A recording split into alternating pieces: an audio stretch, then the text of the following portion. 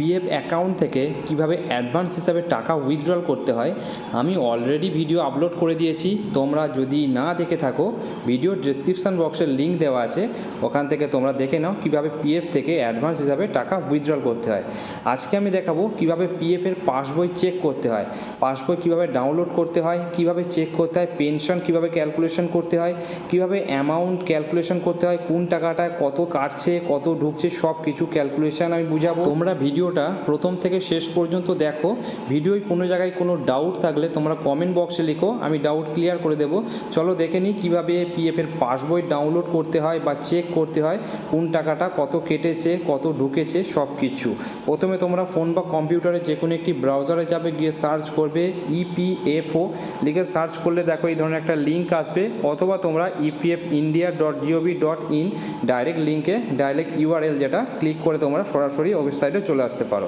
আমি ওয়েবসাইটে চলে আসলাম। এখানে দেখো employee provident fund organisation India, এখানে সার্ভিস অপশনে যাবে, এখান থেকে এমপ্লয়ি অপশনেতে ক্লিক করে দেবে। ক্লিক করার পরে পেজটা তলার দিকে যাবে, দেখো তলার দিকে সার্ভিস অপশনের মেম্বার পাসবই এই অপশনটায় ক্লিক করে দেবে।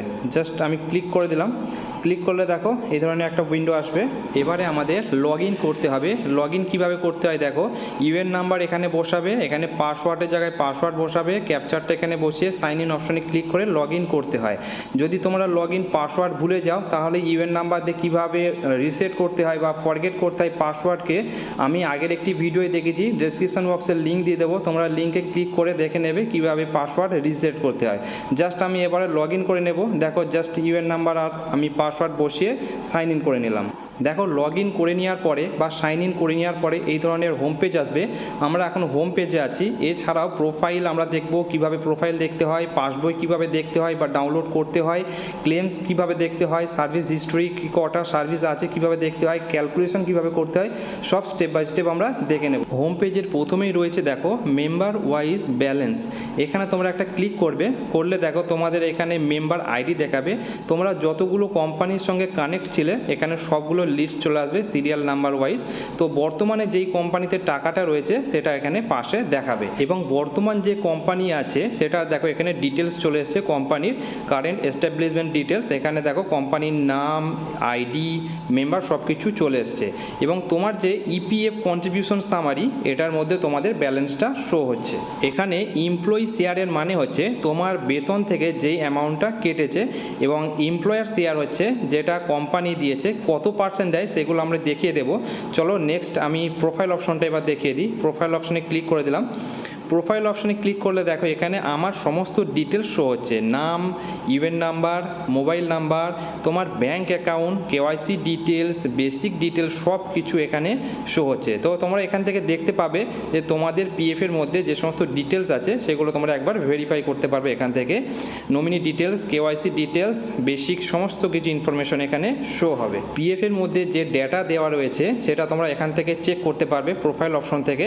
এবার নেক্সট অপশন পাসবুক, আমি পাসবুক অপশনটায় ক্লিক করে দিলাম। ক্লিক করতে দেখো এখানে পাসবুক ওভারভিউ চলে এসছে। এখানে দেখো সিলেক্ট সার্ভিস আইডি, বর্তমান যেই কোম্পানিটা আছে সেইটাই যদি তোমরা সমস্ত টাকা ট্রান্সফার করে দাও তাহলে তোমরা সেটা সামারি দেখতে পারবে। আর যদি প্রিভিয়াস দেখতে চাও তাহলে এখান থেকে সিলেক্ট সার্ভিস আইডি থেকে এখান থেকে তোমাদের সিলেক্ট করে নিতে হবে যেই কোম্পানিটার তোমরা ডিটেলস দেখবে বা পাসবই ডাউনলোড করবে। এখানে দেখো টোটাল ব্যালেন্স শো হচ্ছে, এখানে যে সমস্ত ব্যালেন্স আর ডিটেলস সব দেখাচ্ছে এগুলো কারেন্ট, অর্থাৎ যেটার উপর আমি সিলেক্ট করেছি তোমরা সিলেক্ট করে নেবে যে সিলেক্ট যেই মেম্বারটার ডিটেলস দেখবে সেই মেম্বার ওয়াইজ এখানে ডিটেলস প্রোভাইড হবে। টোটাল ব্যালেন্সের জায়গায় তোমাদের টোটাল যে ব্যালেন্স রয়েছে সেটা ওখানে শো হবে, আর এখানে ট্রান্সফার যেটা অর্থাৎ তোমার প্রিভিয়াস কোম্পানি থেকে যেটা ট্রান্সফার হয়েছে সেই অ্যামাউন্টটা ট্রান্সফার অপশনেতে শো হবে। এখানটায় দেখতে পাবে কন্ট্রিবিউশন সামারি, মানে এখানে একটা চার্ট আছে কোন বছরে কত টাকা ঢুকেছে সেটা এখান থেকে তোমরা চার্টটা দেখতে পাবে। চার্টের উপরে মাউসটা নিয়ে গেলেই দেখো দেখতে পাবে। এইভাবেও তোমরা ক্যালকুলেশন দেখতে পারো। এছাড়া দেখো নিচের দিকে আমি একটা টেবিল দেখাচ্ছি, টেবিলের মধ্যে তোমরা ক্যালকুলেশনটা ভালো করে বুঝে নাও। এখানে দেখো এটা হচ্ছে পাস বই, এখন এটা হচ্ছে নিউ ভার্সান, নতুন পাস বইয়ের এরকম ভার্সান দেখাচ্ছে। তো এখানে তোমাদের দেখো কিভাবে ক্যালকুলেশন করতে হবে ওয়েজ মান্থলি। এখানে দেখো মার্চ, এপ্রিল, আমি জাস্ট একটা এক্সাম্পল নিচ্ছি, মার্চ 2023, এখানে ট্রানজাকশান ডেট কবে হয়েছে 12/4/2023, এখানে ক্রেডিট হয়েছে, সিআর মানে ক্রেডিট। পার্টিকুলার্সে দেখতে পাবে দেখো এখানে যে ডিউ মান্থ আছে কোন মাসের টাকাটা এখানে শো হবে, যেই মাসের টাকাটা জমা করেছে সেই মাসটা এখানে শো করবে। পাশে আছে ইপিএফ ওয়েজ, অর্থাৎ এখানে কত টাকা বেতনে তোমাকে কত টাকা বেতন দেখাচ্ছে কোম্পানি এখানে শো করবে, যে এত টাকা তোমার বেতন দেখাচ্ছে এটা শো করবে যে এই টাকার উপরে তোমাকে 12%, এখানে দেখো 12% শো হচ্ছে, 12% তোমাকে পিএফ দিচ্ছে, মানে এমপ্লয়ি শেয়ারে জমা পড়ছে এখানে যেই টাকাটা শো হবে। আর এই পাশে 3.67 যেটা রয়েছে 3.67%টা এটা কোম্পানি বা পিএফ দেবে, পিএফ থেকেই এটা দেবে 3.67%টা। তোমার বেতন থেকে যেটা কাটবে সেটা হচ্ছে 12%, তাও বেতন এখানে দেখানো হচ্ছে 16,562 টাকা, যেটা তোমাদের যেরকম দেখাবে তার উপরে 12% এখানে এমপ্লয়ি শেয়ারেতে ক্রেডিট হবে। এবং এমপ্লয়ি শেয়ারে যদি 12% শো হয় 12% সেম আবার পিএফ তোমাকে দেবে। এখানে 12% যদি দেয় 19,000, এখানে দেখো 1,988 টাকা, পাশে দেখো 608 প্লাস 1,380, এই দুটোকে যোগ করলেও সেই 1,988 টাকায় দাঁড়ায়। অর্থাৎ 12% যদি আমার বেতন থেকে কাটে 12% পিএফ থেকে দেবে, দিয়ে টোটাল নিচে ক্যালকুলেশন হয়ে জমা পড়বে। এবং এখানে তোমার এমপ্লয়ি শেয়ার যেটা আছে এটা তোমরা উইথড্রল করতে পারবে, কিন্তু এমপ্লয়ার শেয়ার বা পেনশন স্কিমে যেগুলো রয়েছে এগুলো তোমরা উইথড্রল করতে পারবে না। উইথড্রল করতে পারবে না মানে এই নয় যে একদমই এমপ্লয়ি শেয়ার বা পেনশন শেয়ার যেটা রয়েছে একদম তুলতে পারবে না। এই টাকাটা তখনই তুলতে পারবে যখন তুমি সার্ভিসটা রিটায়ারমেন্ট দেবে, ডেট অফ এক্সিট করে দেবে, তখনই এই টাকাটা তুলতে পারবে। আমি আরও একটি ভিডিও দেখাবো কিভাবে এমপ্লয়ি শেয়ার মানে পিএফ যেটা দিচ্ছে 3.67% এবং এখানে পেনশন যেটা রয়েছে 8.33%, এই টাকাটা কিভাবে উইথড্রল করতে হয় আমি সেপারেট একটি ভিডিওতে দেখাবো। এখানে দেখো ডাউনলোড অপশন, যে ডাউনলোড অ্যাজ পিডিএফ, এই অপশনটায় ক্লিক করলে তোমাদের কারেন্ট যে পাসবই আছে পাসবইটা ডাউনলোড হয়ে যাবে পিডিএফ ফরম্যাটে। এবং ভিউ টেবিলে ক্লিক করলে কোন মাসে কত টাকা ক্রেডিট হয়েছে, কোন ফান্ডে কত ঢুকেছে, এখান থেকে তোমরা ক্যালকুলেশনটা দেখতে পারবে। তোমাদের এই ক্যালকুলেশনগুলো কোনো জায়গায় কোনো বুঝতে অসুবিধে হলে তোমরা কমেন্ট বক্সে লিখবে, আমি সলিউশন দিয়ে দেবো। আর ভিডিও যদি ভালো লাগে অবশ্যই লাইক করবে, চ্যানেলটাকে সাবস্ক্রাইব করে রাখবে। এবার দেখে নিই নেক্সট অপশন, দেখো ক্লেমস। পিএফ থেকে যদি টাকা তুলে থাকো বা ট্রান্সফার করো, যা কিছু রেকর্ড এই ক্লেমসের মধ্যে শো হবে। এখানে দেখো টোটাল ক্লেমস 2, অর্থাৎ তুমি কত ক্লেমস করেছো এখানে শো হবে। এবং এটা ট্রান্সফার কখন ট্রান্সফার করেছো, একটা পিএফ থেকে আর একটা পিএফে যখন ট্রান্সফার হয় কত টাকা ট্রান্সফার করেছো, কোন সময় ট্রান্সফার করেছো, এখানে রেকর্ডগুলো শো হবে। এখানে দেখো পেন্ডিংয়ের ওপরে পেন্ডিং, সেটেলমেন্টের সেটেলমেন্ট, রিজেক্ট ক্লেমে রিজেক্ট ক্লেম শো হবে। ডান দিকে দেখো এখানে একটা কলম দিয়েছে claim settlement in last 5 years, এখানে জাস্ট একটা শো করছে যে দুটো ক্লেম সেটেল হয়েছে, এখানে সেটা দেখাচ্ছে কোন সময় সেটেল হয়েছে। আর এখানে ক্লেম ডিটেলস যেটা রয়েছে এখান থেকে তোমরা সব ডিটেলস দেখতে পারবে, কোনটা রিজেক্ট হয়েছে কোনটা অ্যাপ্রুভ হয়েছে, রিজেক্ট যদি হয় কি কারণে হয়েছে সেটাও শো করিয়ে দেয়। এখানে তারপরের অপশন দেখো সার্ভিস হিস্ট্রি। সার্ভিস হিস্ট্রিতে তোমরা ক্লিক করলে এখান থেকে তোমাদের বর্তমান যে সার্ভিস এবং প্রিভিয়াস যে সার্ভিস, অর্থাৎ সার্ভিস প্রোভাইডার যে কোম্পানি, এখানে সমস্ত কোম্পানির ইনফরমেশন পেয়ে যাবে। এখান থেকে জয়নিং ডেট, এক্সিট ডেট বা কোম্পানির কোনো ইনফরমেশন, কোন কোম্পানি, এখানে সে সমস্ত ইনফরমেশন পেয়ে যাবে। কোন কোম্পানিটা লাইভ আছে মানে চলছে, কোনটা বন্ধ হয়ে গিয়েছে, এখান থেকে সেগুলো দেখতে পারবে। এবারে দেখবো ক্যালকুলেশন কিভাবে করতে হয়। জাস্ট ক্যালকুলেটস এই অপশনটায় ক্লিক করে তোমরা এখান থেকে ক্যালকুলেশন করতে পারবে। দেখো এখানে জাস্ট আমি ক্লিক করে দিলাম, ক্লিক করলে ইপিএফ ক্যালকুলেটর, এখানে যে বর্তমান টাকা রয়েছে সেটা এখানে শো হচ্ছে। তোমরা এখানে র্যান্ডমলি ক্যালকুলেশনের জন্য একটা অ্যামাউন্ট নিয়ে নিতে পারো। আমি জাস্ট এখানে এই অ্যামাউন্টটাকে কেটে দিয়ে একটা অ্যামাউন্ট নিয়ে নিলাম জাস্ট তোমাদের বোঝানোর জন্য। আমি এখানে দেখো 1 লাখ টাকা বসিয়ে নিলাম। এইটা কি না, এইটা হচ্ছে কারেন্ট ইপিএফ ব্যালেন্স, অর্থাৎ আমার বর্তমানে এই টাকাটা রয়েছে, আমি এটা জাস্ট সাপোজ ধরে নিলাম। তারপরে আছে বেসিক মান্থলি ওয়েজ, অর্থাৎ আমার বেতন কত করে মাসে, এখানে আমি জাস্ট একটা 15,000 সাপোজ বসিয়ে নিলাম। দেখো জাস্ট ক্যালকুলেশনটা তোমরা মন দিয়ে বুঝে নাও কীভাবে ক্যালকুলেশন হয়। 15,000 ধরে নিলাম। এখানে দেখো বেসিক মান্থলি ওয়েজ স্যালারি বসিয়ে নেওয়ার পরে অ্যাভারেজ পার্সেন্ট ইনক্রিজ, অর্থাৎ কত পার্সেন্ট বাড়ে, এটা আমি জাস্ট একটা 0 বসিয়ে দিলাম। একটা তো টাকা বাড়ে কিন্তু সেটা আমি জাস্ট বসালাম না। আর তারপরে আছে তোমার কারেন্ট এজ, এখানে এটা অবশ্যই ঠিক বসাবে। বয়স আমি জাস্ট এখানে 30ই ধরে নিলাম।